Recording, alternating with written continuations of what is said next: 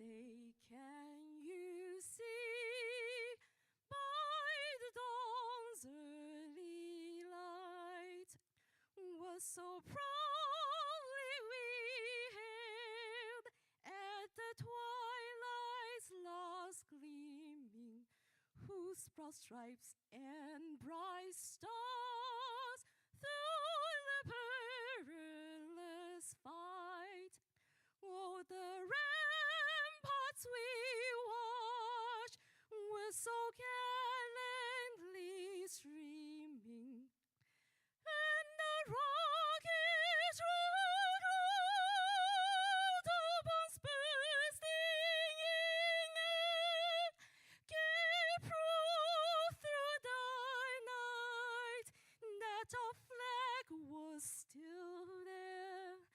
Oh, say does the star-spangled banner yet wave?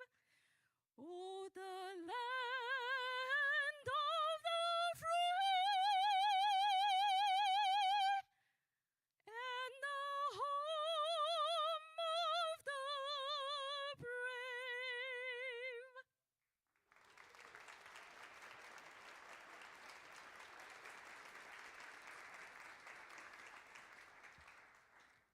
I pledge allegiance to the flag of the United States of America and to the republic for which it stands, one nation, under God, indivisible, for liberty and justice for all.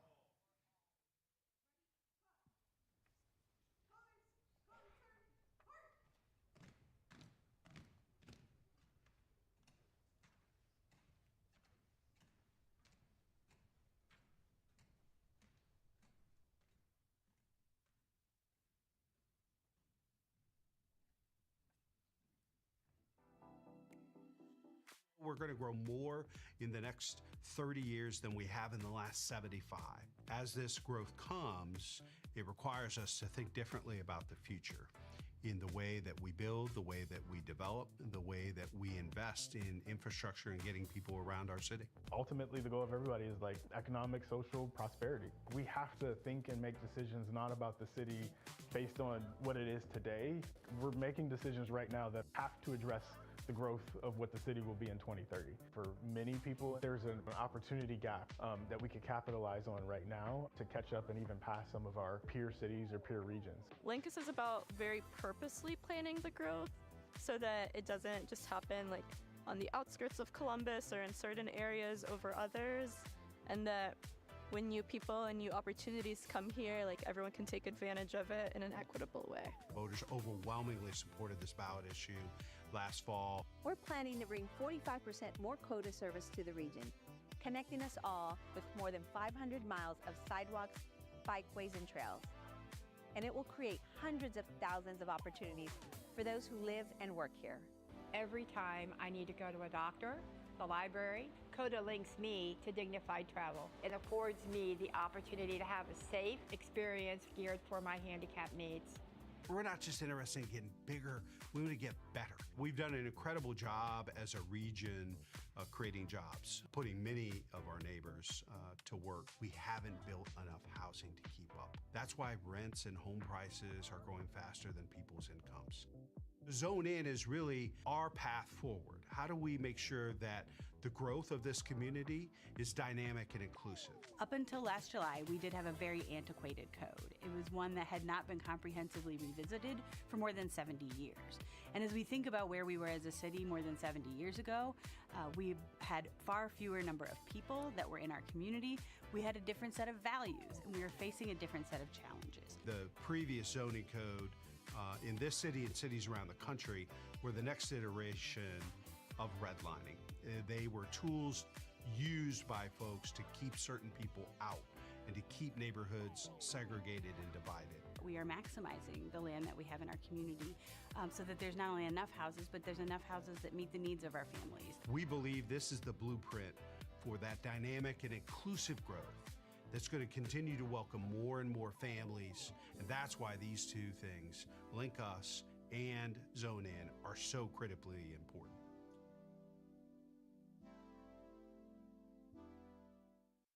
Ladies and gentlemen, please welcome Columbus Mayor Andrew J. Ginther.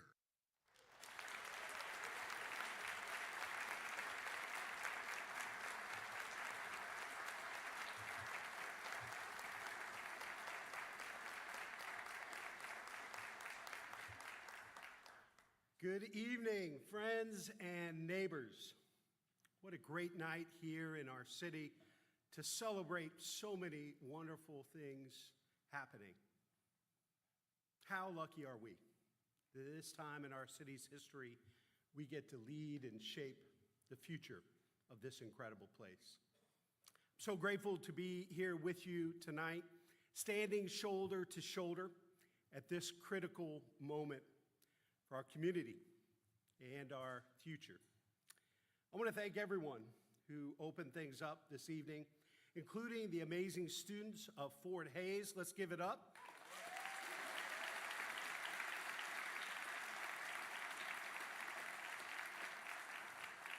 As well as Fort Hays Principal Dr. Milton Ruffin, Superintendent Dr. Angela Chapman, and the members of the Columbus City School Board for hosting us here tonight. Thank you all for being such great and gracious hosts.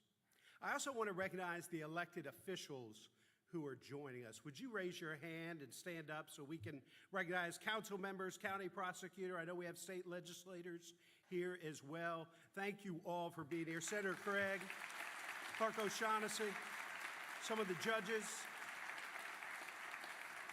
Thank you so much for your leadership and your partnership. And then there's my wife, Shannon. So we will celebrate 24 years of marriage on April 28th.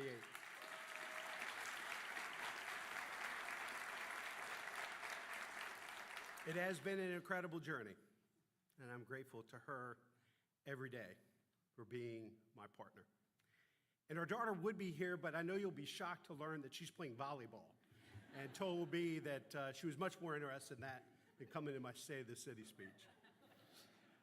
To my Chief of Staff, Elon Sims, thank you for all of your incredible work. There he is. Thank you, Elon.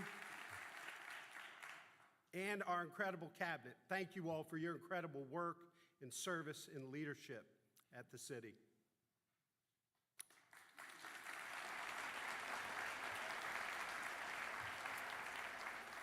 Neighbors, the state of our city is strong.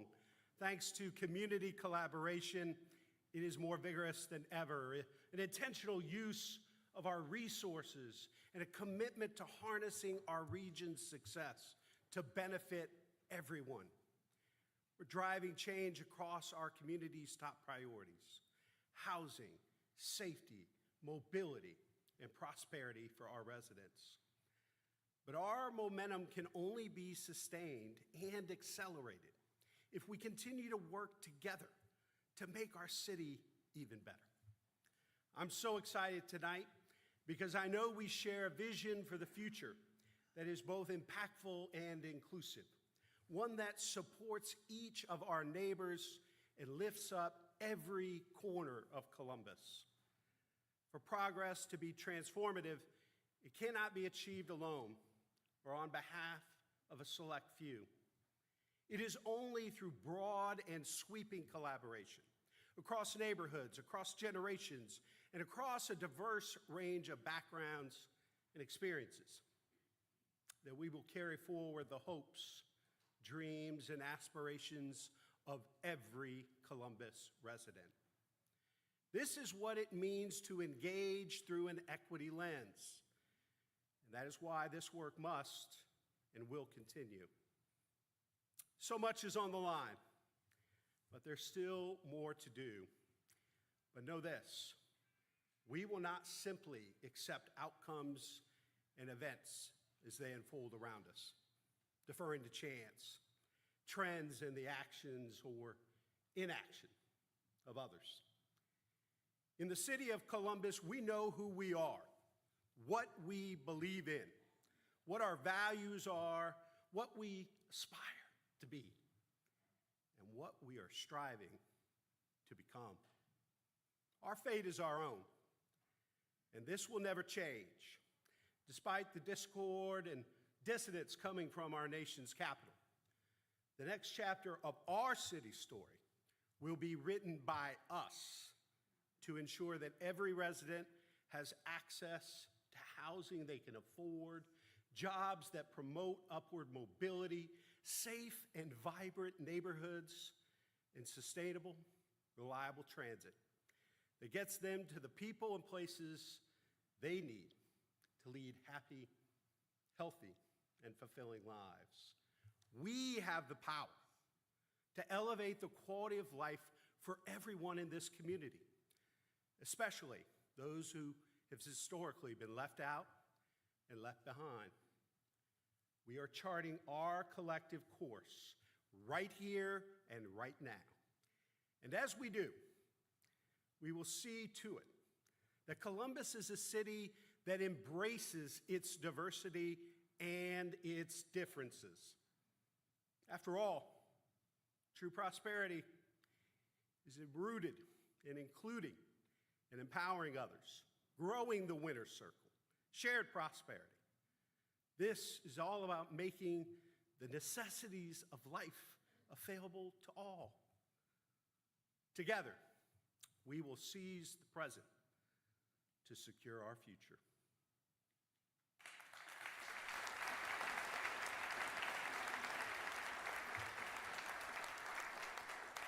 Neighbors, it's no secret that housing is one of the greatest challenges of the present moment. It's because Columbus is growing at an extraordinary rate. And with that growth comes extraordinary responsibility. Over the next decade, we need to build 200,000 housing units across our region just to meet demand. And we need more housing of every type. However, this is not simply about the numbers. It's about creating opportunities for families, fostering equity, and building a city where everyone is able to thrive. That is why this work is so important. And that is why we are so encouraged by some of our recent progress. Last year, our city saw a remarkable increase in residential construction permits, up 14% compared to 2023. This expansion is expected to create more than 6,000 new housing units in our city, a welcoming indicator that we're headed in the right direction. But we need to move faster, bigger, and with a sense of urgency. Thanks to the city's Zone In initiative, the hard work of our staff at Building and Zoning Services Department, we've cut timelines in half for rezonings and building variances, getting new housing projects off the ground faster in an industry where time is money. This is a huge win for our city, but especially for families who need a home right now, but are being priced or pushed out by a competitive housing market. That is why affordable housing is a central pillar of the Columbus housing strategy. And the voter-approved housing bonds that we passed in 2019 and 2022 have been particularly impactful.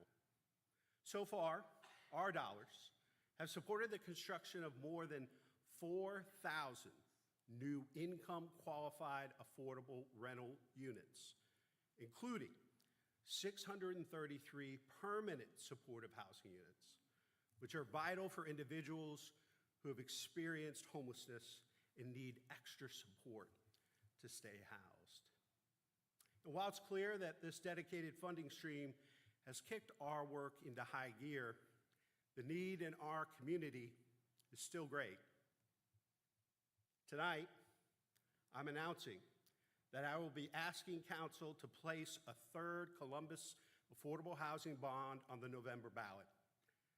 I'm asking the residents of Columbus to stand up and support our efforts and support a bond issue of the largest investment towards housing in the city's history, $500 million.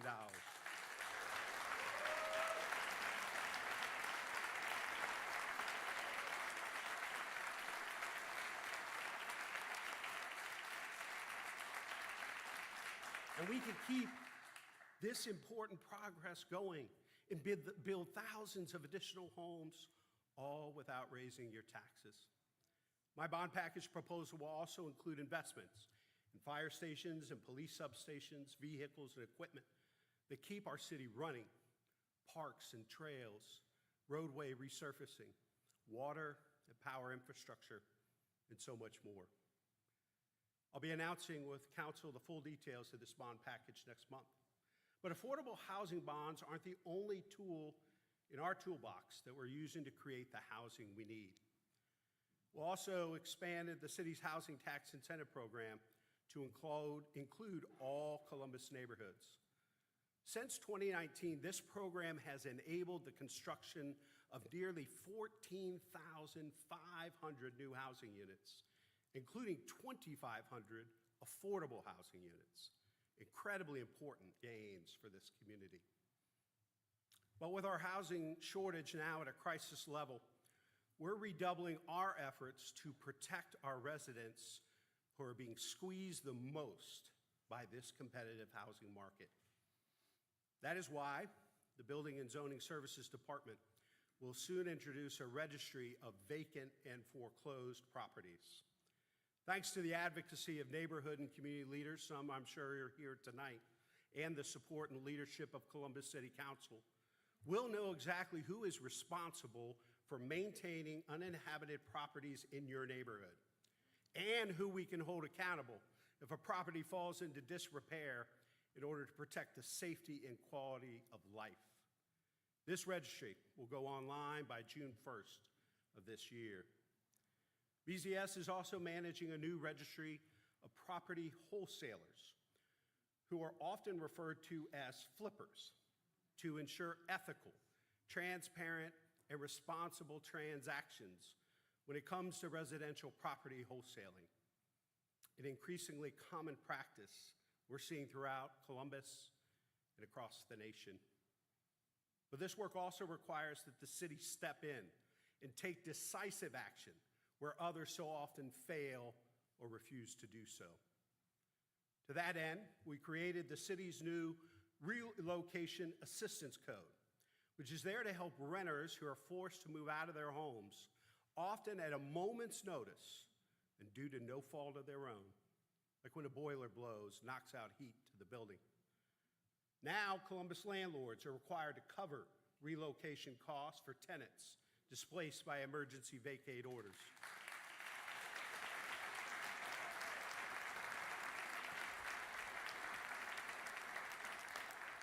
Placing responsibility where it belongs and easing the financial burden of our neighbors who might otherwise struggle to secure housing on such short notice. Our goal is to keep our neighbors in their homes, to help them navigate crises in their lives and prevent them from falling deeper into housing instability. This summer, the City of Columbus will launch the Division of Housing Stability, a dedicated team focused on expanding our efforts to keep residents stably housed and ensure the long-term prosperity and well-being of this community. This expansion of the Department of Development will serve to prevent evictions, improve housing quality, and ensure fair treatment for renters. We'll employ a fair housing coordinator to protect renters from exploitation, advance our homelessness prevention programs, streamline our efforts to bolster tenants' rights, and guarantee access to legal counsel at eviction court for low-income households with minors. Bringing this work to Columbus is a giant leap forward for this community. But we cannot ignore the bigger picture if we're truly going to address the rising cost of housing and create a region where everyone who wants to work in Central Ohio can afford to live here too. Creating new jobs and bringing workers to our region is a wonderful thing. But if we're growing our workforce without also building the housing we need to accommodate these folks, we risk worsening our regional housing crisis and driving housing costs even higher. Consider the numbers. From 2010 to 2020, our region built one new home for every 2.5 jobs that we created. In order to accommodate the growth we're experiencing and expect to continue, we need to be building at least one house for every new job our region creates, a 1-to-1 ratio. In Columbus, we're certainly doing our fair share, and then some. Remember those 200,000 housing units that need to be built within the next 10 years? I'm committing Columbus to bringing 100,000 of them to the market, half of the region's housing demand.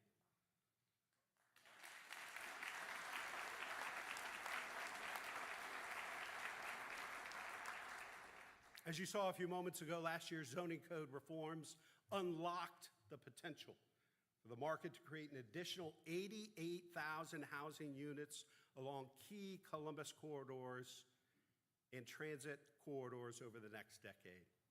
It's a good start, but let me be clear. As much as we've accomplished, we cannot solve this regional problem alone. Columbus is just one part of a growing and dynamic region, and we need regional action to overcome this challenge.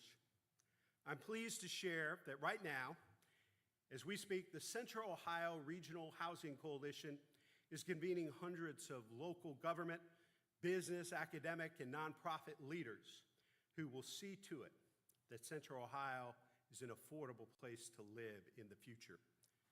The coalition will be incubated at the Columbus Partnership, and I want to thank their new CEO, Jason Hall, for spearheading this effort.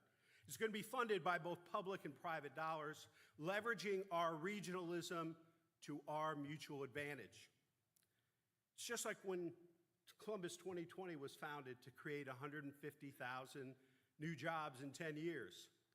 But this time, we're forming a new organization that will focus on building 200,000 homes in the next decade. By enlisting the business community, nonprofits, and neighboring municipalities and jurisdictions to this very important cause, we'll build the housing we need and improve housing stability for everyone in Central Ohio. Let's hear more from the incredible partners who are at the table.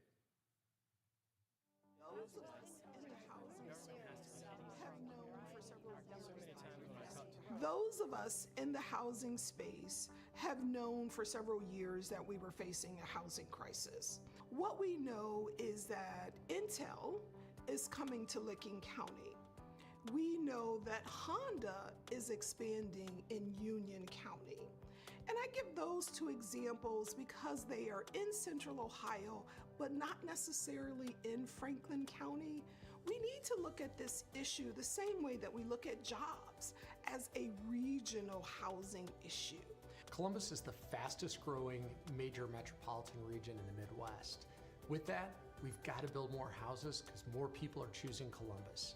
The crisis is if we don't get this housing built, we're going to fall behind and increase the burden on families in our city and throughout our region.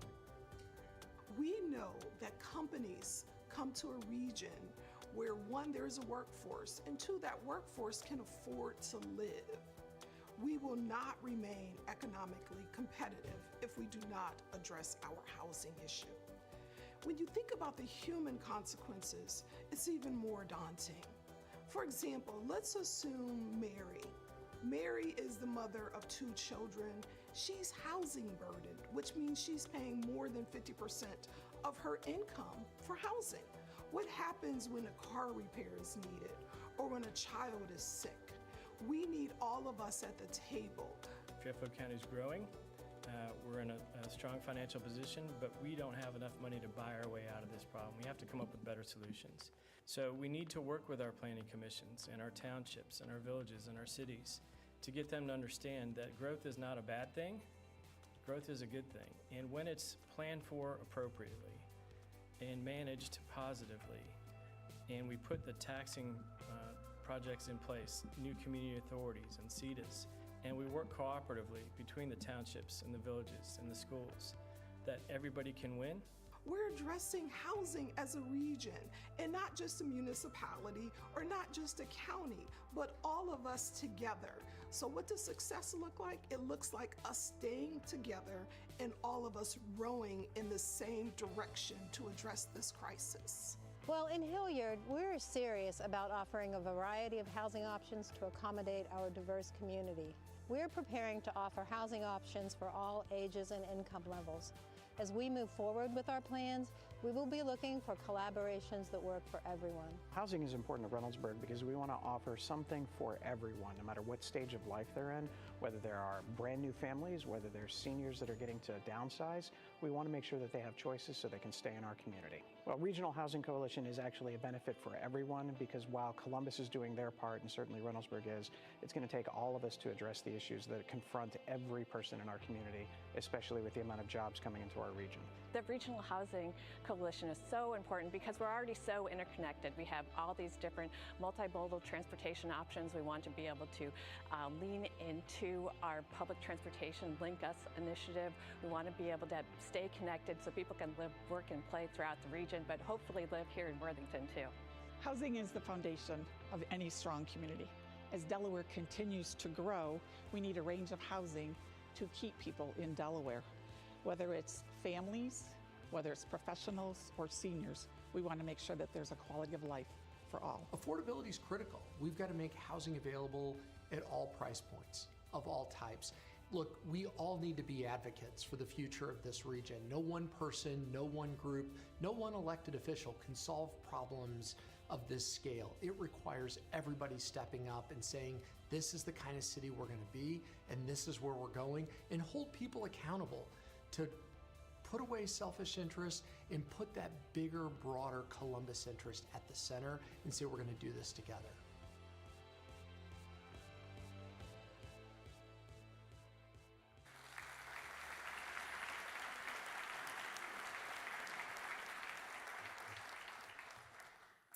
Investing in stable housing is critical to making Columbus residents safer and more secure.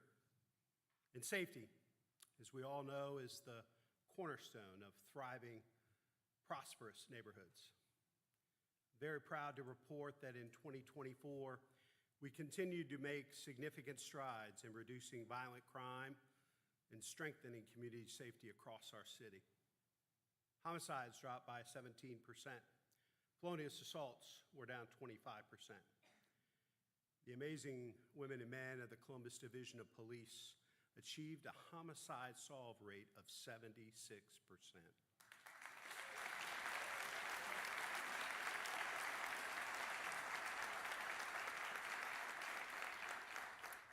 And we continued to recover dangerous guns from the streets of our city because of reckless and hapless gun policy at the state and federal level. Just over 3,200 guns just last year taken off the streets of Columbus.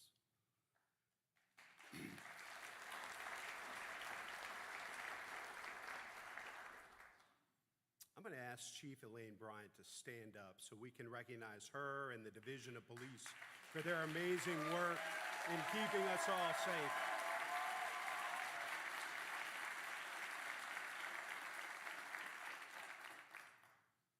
And she just hasn't stopped. This year's off to a remarkable start.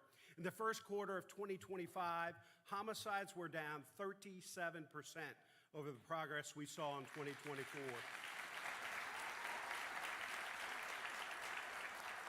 And felonious assaults were down another 15%. As of this morning, there have been 14 homicides in the city of Columbus in 2025. Let me be clear, one homicide is too many. But this is the lowest number of homicides we've seen in our city in 2 decades.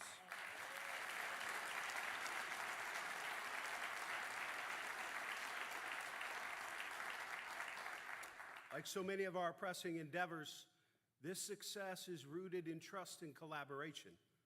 Historic levels of public engagement have empowered our law enforcement officers to act swiftly and effectively. These stronger connections between our officers and the neighbors they serve have fostered a shared sense of responsibility for our community's safety. Great partners like the Mothers of Murdered Children Columbus that are here tonight that have been incredible partners for us.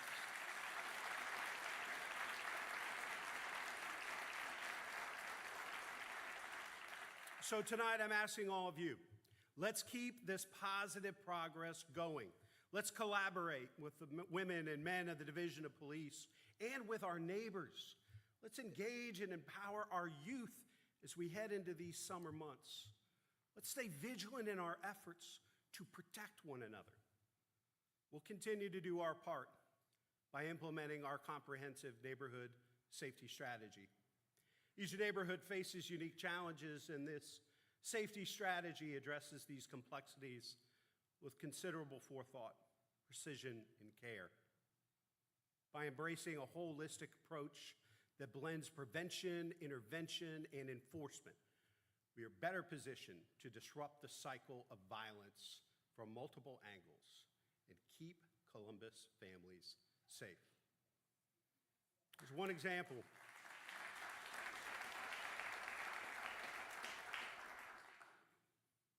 One example I'd like to share with you tonight, we launched just a few weeks ago. We introduced the Clean and Safe Corridor Initiative, a strategic effort to improve safety, fuel economic prosperity, and promote quality of life along key business corridors where there's a clear and quantifiable need for focused, proactive intervention.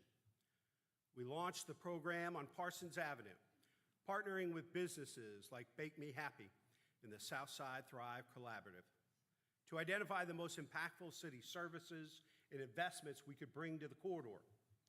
Over a span of 2 weeks, Columbus crews filled potholes, picked up trash, addressed specific safety issues, inspected local businesses, identified and monitored code violations, and a range of services from multiple city departments, valued at more than $164,000 in labor and infrastructure. We also awarded a $165,000 grant from the city's budget to the Southside Thrive Collaborative to sustain safety and cleanliness efforts throughout the neighborhood. And we'll devote dollars from our capital budget next month to help with infrastructure, cameras, lighting, and other improvements the community needs and is asking for. But we're just getting started. I'm pleased to share that the next 3 corridors where we'll be implementing this program are Sullivan Avenue on the Hilltop, Livingston Avenue in Driving Park, and along North High Street through the Short North.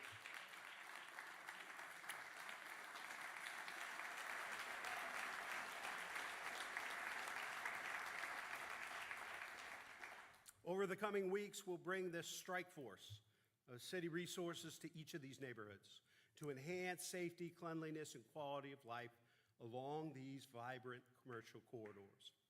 But these communities aren't the only places where we're investing in infrastructure and safety improvements. Soon, our streetlights will be as bright as the city's future when the division of power begins transforming the city's aging streetlight system into a modern, cutting-edge network.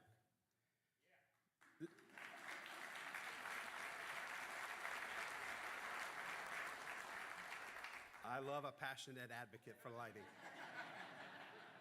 This is about far more than changing light bulbs. This is an ambitious undertaking to convert 100% of our existing streetlights, approximately 59,000 in total, to LED technology and connect them to a secure, smart network with remote capabilities. This will not only dramatically enhance light quality and visibility for all, but it will also reduce outages, deliver up to 60% energy savings, and lower maintenance costs for the division of power by 25%.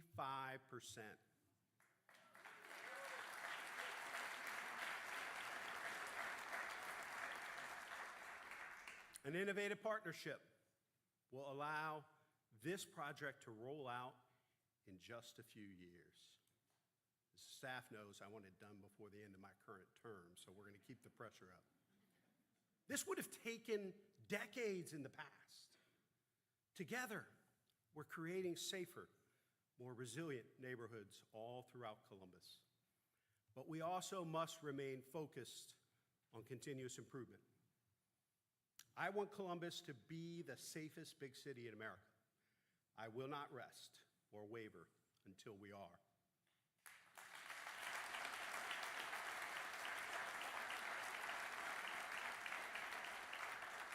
Other technology improvements, like the implementation of systems that translate text to 911 in multiple languages and provide the ability to send live videos to 911 operators, will make emergency response more accessible and efficient.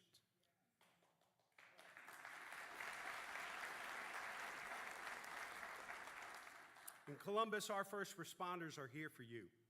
No matter what neighborhood you're in, no matter what language you speak, no matter where you're from. These advancements ensure that all of our residents can access vital services and life-saving assistance. This makes every single one of us safer. Unfortunately, neighbors, domestic violence is one area where we're seeing numbers move in the wrong direction. Especially since the pandemic, there's been a stark and sudden rise in domestic violence all over the world. In the first quarter of this year, there were 12 homicides in our city. 5 of them were connected to domestic violence. Make no mistake, this is a community issue. It will take all of us working together to address domestic violence in a meaningful way.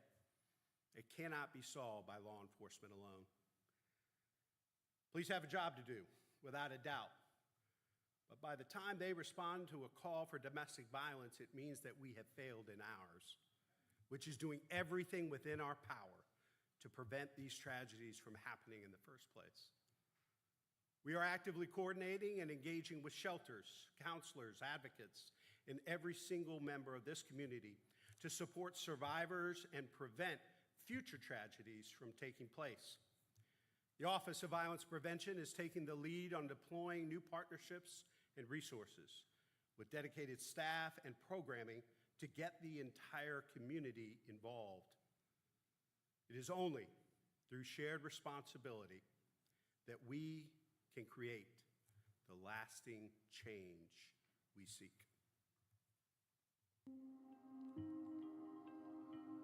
Very young, I was exposed to domestic violence. I had a father who was very abusive to my mother and me and my younger brother. The only emotion that I ever really saw was anger. And so for me, it became the only emotion that I knew how to express. And by 18, I had started having children. And I had told myself a long time ago that I would not be like my stepfather. But unfortunately, unbeknownst to me, that those patterns were already starting to take form. But I actually ended up becoming the monster that I hated growing up. So we are witnessing an increase in domestic violence. Obviously, we want our city to be safe. We want to make sure that all of our residents are in an environment that they're thriving, and particularly when it comes to young people. When you're talking about children, a lot of those become either suspects or they become victims themselves. So the mayor has charged the Office of Violence Prevention and really digging deep into this issue for 2025. And we've come up with a 3-pronged approach. That approach is research, as well as prevention and intervention. Now, we recognize that researching domestic violence and how it is affecting the residents of Columbus could take some time. And so we want to assure the city of Columbus that while we are undertaking that research to make sure that the work that we're doing is data-driven and evidence-based, at the same time, we are taking on those other 2 prongs. During my last incarceration, I decided to make a change. I surrendered to my higher power. I surrendered to some suggestions and some help. I started to engage in programs that would help me kind of address those core behaviors. And so I began to form new habits of behavior and thinking, learning what healthy relationships really look like. Not only am I a survivor of domestic violence and a rehabilitated perpetrator of domestic violence, I'm also an advocate against domestic violence. Over the past year and a half, we have granted choices $1.5 million as a city of Columbus. We plan to continue that investment moving forward because we recognize the services that they provide and how they are the only sole provider of those services. But in addition, what we have done is hired a staff member whose sole job is to be a domestic violence liaison between the Office of Violence Prevention and our community. Now that means education, that means resource provision, and that also means that that staff person is going out and making relationships with anybody who is a service provider in this field. Domestic violence is not just about enforcement. It's not just a policing issue. It's a community issue. It's going to take everyone in the community, every organization, every city to be involved to be able to address these concerns, because we have to get to the root of the problem. Domestic violence isn't just about the actual act of violence itself, but you can go and look at underlying issues. Are we talking about substance abuse? Are we talking about socioeconomic issues? Are we talking about mental health? We have organizations that we work with. We have city entities that we're working with to ensure that people are being proactive and educating people about domestic violence on the front end, because the whole goal is to not have to do enforcement, but to prevent it in the first place. If we can reduce instances of domestic violence, not only are we having an immediate effect for those involved at the moment, but we're having an effect for generations to come. And what we want is just residents to be able to feel comfortable having honest conversations and open conversations. Even if you're not a victim yourself, if you know somebody in your family or your household is struggling, provide them with the resources that we have available. Reach out to the Office of Violence Prevention so that we can get you connected with resources that you might not even know exist. Our goal is to make sure that Columbus is one of the safest cities in America. And as long as we continue to collaborate and work together, we will always have an opportunity to make this a safer city. And that includes decreasing domestic violence. There is hope, but you have to want to be able to make the change. I will tell that person that you are worth loving, that you do deserve a chance. Yes, I hurt someone, and I don't want to hurt or hurt anyone ever again. And that change is possible.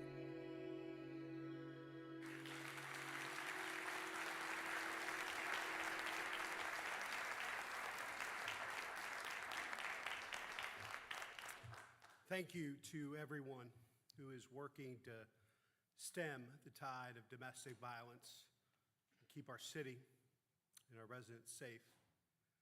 Next month, the city's Office of Violence Prevention will be releasing a new plan, not only to take on domestic violence, but to partner with our community to identify new ways we can engage those at greatest risk of committing violence and intervene to keep our neighborhoods safe.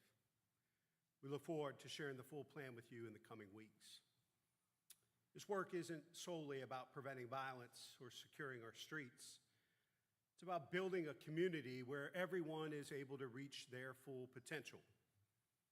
That's why I'm so optimistic about the new Franklin County Mental Health and Addiction Crisis Center, which is slated to open next month in Franklinton.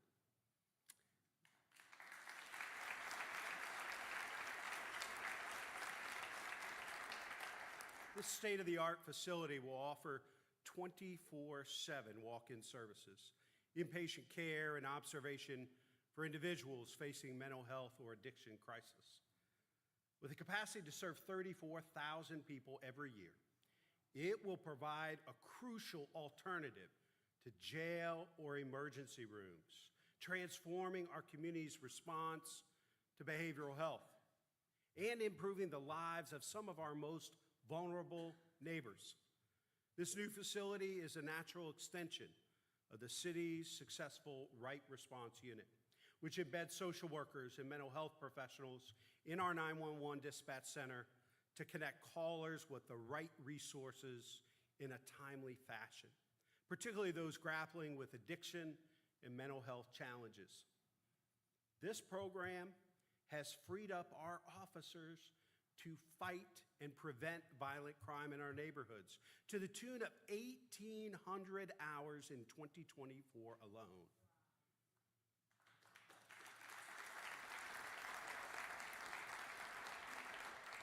And plans are underway to further expand its capacity to better address the rising volume of mental health calls that our dispatchers are receiving. Yet another way we're addressing the diverse needs of a growing city At the same time, we must also mobilize as a city to remedy the extreme financial burdens borne by so many of our neighbors coming back from the pandemic, who are struggling to make ends meet. The city's Economic Mobility Accelerator Program, which we launched late last year, is doing just that. The program provides participants with stipends of $500 cash each month for 2 years to be used at their discretion while completing job training to advance their careers. This empowers individuals and families with short-term assistance to achieve long-term stability. Strong families make up strong neighborhoods, and strong neighborhoods are what make great cities. That's why we are also scaling our ambitions and aspirations to the neighborhood level to achieve systemic change. Two notable examples are Linden and the Hilltop, where we've already seen more than $635 million in public and private sector investments as a direct result of the community-driven plans that we partnered with our neighbors to create. One Linden and Envision Hilltop continue to be our guiding lights for investment. And it's really galvanized the entire community because every family in every neighborhood has to share in our success. Our newest area of focus is Eastland, where we just launched a similar plan of action that will lift up everyone who's been so essential to the growth of that neighborhood. And thanks to commitments and partnership by First Church of God, Mid-Ohio Food Collective, Directions for Youth and Families Foundation, Columbus State, and others, we've already seen more than $124 million flow into the Eastland community.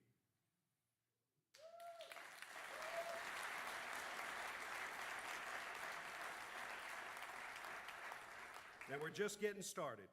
The bottom line is this: we want folks who were born and raised in Columbus to benefit just as much from our city's growth as our neighbors who will join us over the next 30 years.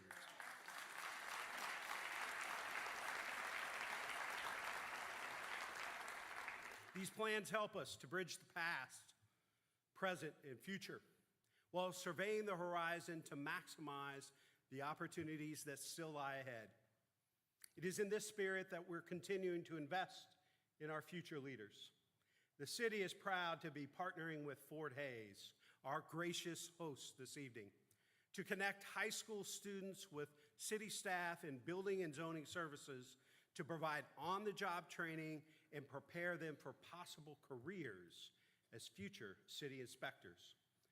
One of those students, Gus Hooley, participated in this program back in 2023 and has since gone on to become the first ever electrical trainee employed by BZS right out of vocational school.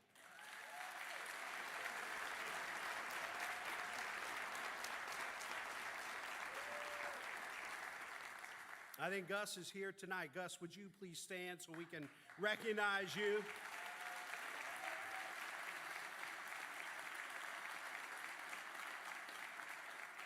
We're proud of you and excited about your future. We're so excited to see Gus continue to do great things in his life and in his career. And I'm happy to report that he is the first but not the last. We've recently offered a trainee position to a second student here at Fort Hayes who will begin working with BZS after graduation.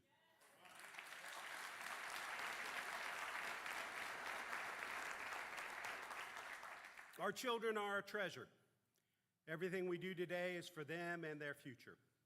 They deserve a city that nurtures their potential and cheers them on as they find their footing and reach for the stars.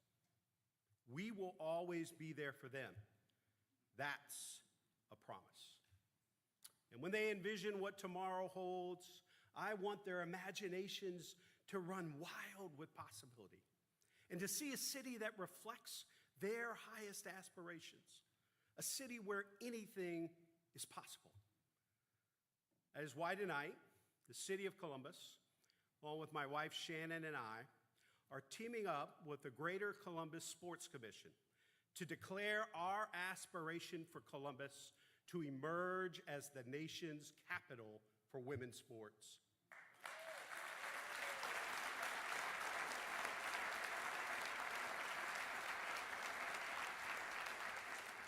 We're already making great headway.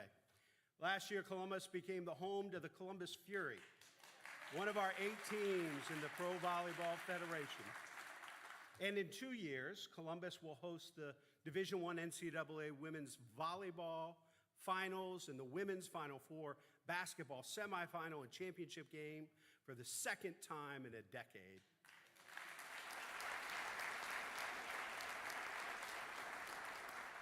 But this isn't just about athletics. This is about creating a pipeline for women to serve as the future business and civic leaders of this city. And the connection couldn't be clearer. 94% of women in C-suite roles in the private sector have played sports in their lifetimes. And among those who've competed in athletics, 85% say the lessons they learned on the field or on the court, discipline, teamwork, resilience, have been instrumental to their success.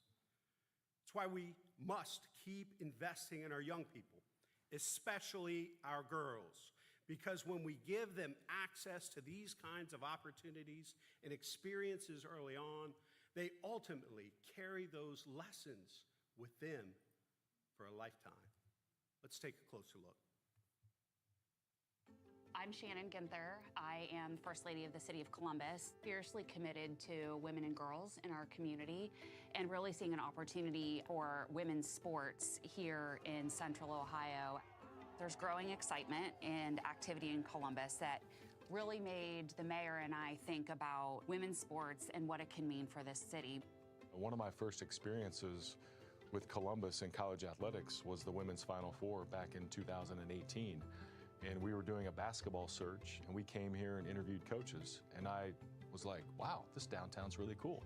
When I go around nationally, people trust us to host these events. They know that we have a track record. You know, Linda Logan and her team at the Columbus Sports Commission, they have an unbelievable reputation. We're partners with them when we host these large-scale events, so we know how to do it.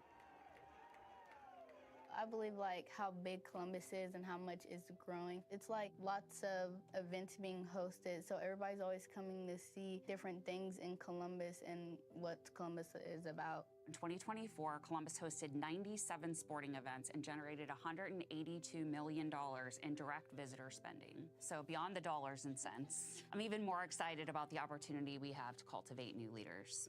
Sports have taught me so many things, and they're truly the foundation of who I am. Things like discipline, resilience, being able to navigate ambiguity and uncertainty, and just dealing with change too. Sports have taught me how to lead, but also importantly, how to follow. In a game, you can be told this is what you have to do, this is what the play is, but you never truly know what's gonna happen until you're actually playing, what can change, what happens, and you have to be a quick thinker of if you wanna win, how you're going to win. That's really situational leadership. You think you have a plan, and then something happens. We tell our athletes all the time, our job is to allow you to reach your full potential. So athletics is the vehicle to that. I would love to see the athletes who are born and raised here or come here and play at Ohio State or any of the other colleges and universities in Central Ohio. I would love to see them stay here and just continue to strengthen the industries that exist in Columbus. Research shows that by age 14, which is my daughter's age currently, girls are twice as likely as boys to drop out of athletics. And we want them to stay committed to keep that leadership, development, and team collaboration going. When young girls can see themselves in sports and in athletics and in leadership positions, that makes them believe that they can too do that one day and continue to do that and break barriers and not be scared to keep playing. The final aspect of this opportunity is we have to drive innovation in women's sports and investment in sports-related businesses right here in Central Ohio. I truly believe that innovation comes from intentional investment, and when you're focused on bringing all of this attention and investment into women's sports, it's going to grow. You already see it happening right now. So when you think about the power of Columbus, you think about the industries that are moving here, you think about the evolution of technology, you think about Ohio State being a leader in all those different facets, research, innovation, athletics, we can be at the forefront of this. The ability for sport to take you places that you've never been is is remarkable. I traveled the world because I knew how to kick a soccer ball, okay, which is, crazy to think about. If you're an athlete, you have opportunity that is just a difference maker. And it goes back to those lessons that Markayla was talking about, right? And in the moment, what did I learn? Well, that can apply 5 years later, 10 years later, 25 years later. I think connecting those two to our business community is something that, again, is a great opportunity for all of us to really dive into.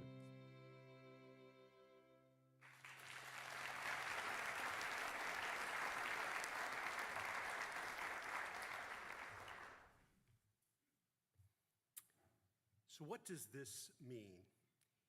Emerging as the nation's capital for women's sports. I believe we need to host more high-level championships at all levels here in the city of Columbus. We need to double the number of girls competing in sports in this community. We need to lift up and celebrate incredible leaders like Markayla, who's here tonight, and Cassie, are incredible ambassadors for this initiative. I want us to create the best internships and mentorship programs in America for college athletes in this community. We want to attract the best and the brightest women to come compete here in Central Ohio, to then lead our companies, our universities, our city government into the future. And I don't know about you, but I think it's about time that the city of Columbus joins the rank of the WNBA and the NWSL.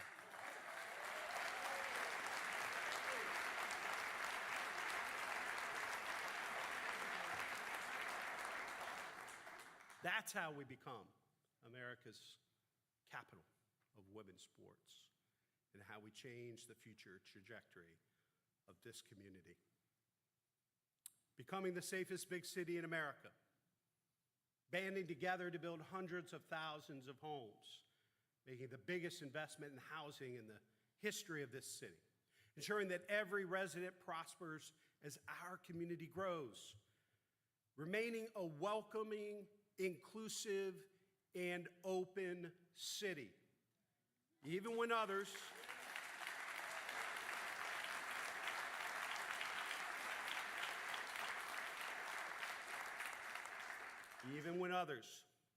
would like to see us pitted against each other. This is the work we are called to do. This is the work that lies ahead. As always, this work will require a collective community lift. Despite the challenges before us, I remain firm in my belief that Columbus can be a beacon of light for others, especially during dark times of uncertainty, chaos, and adversity. We are the shining city on the hill that folks around this country and world look to. We have a proven track record of doing big things as a community, and we will do them again. We know what needs to be done. We will innovate without fear or restraint. We will collaborate without limit, and we will pursue meaningful action with poise, optimism, confidence, and purpose. The future of our city is one of shared prosperity and opportunity, where broad and equitable growth fuels individual success, where every resident can see themselves reflected in our great city's ascent. There's something all of us can get behind, no matter our ideological or political persuasions. At a time when we're being told by petty and partisan forces in Washington that our divisions are greater than our bonds and boldest ambitions, let us defy the critics and the naysayers and show another path, another way, and demonstrate the power of forming and sustaining a united front. In Columbus, we not only reach out to our fellow neighbors to lift them up and band together in a common cause, but we reach out to our neighboring cities and communities as well. A proper reflection of the size and scale of the challenges we face and our collective commitment to resolve them at a regional level. Rarely does this happen anywhere else in America. It's a powerful competitive advantage for our region, in addition to being the right thing to do. Together, neighbors, we will move forward with urgency, energy, and focus, act with intention, and stack hands to accomplish feats greater than any of us could ever hope to achieve alone. We will not only build a better city and a stronger region, but a better, safer, and more fulfilling life for every person, for every family who calls Columbus home. May God bless you, and may God continue to bless the city of Columbus. God bless you all.